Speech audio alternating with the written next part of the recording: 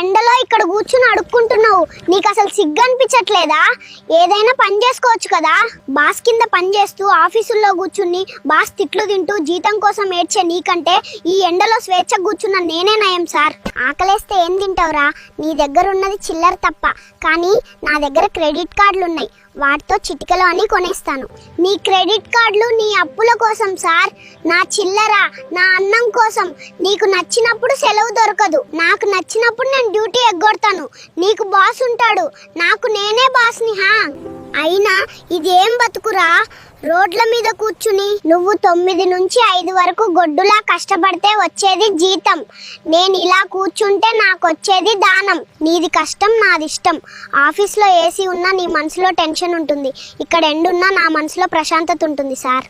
మరి రేపటి సంగతి ఏంటి? ఎప్పటి వరకు ఇలా? రేపటి గురించి ఆలోచిస్తే ఏమొస్తుంది సార్? ఈ క్షణాన్ని అనుభవించేవాడు మహారాజు.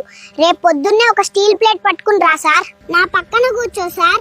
నీకు కూడా బిచ్చగాడు ప్రోమాక్స్ లెవెల్లో ట్రైనింగ్ ఇస్తా.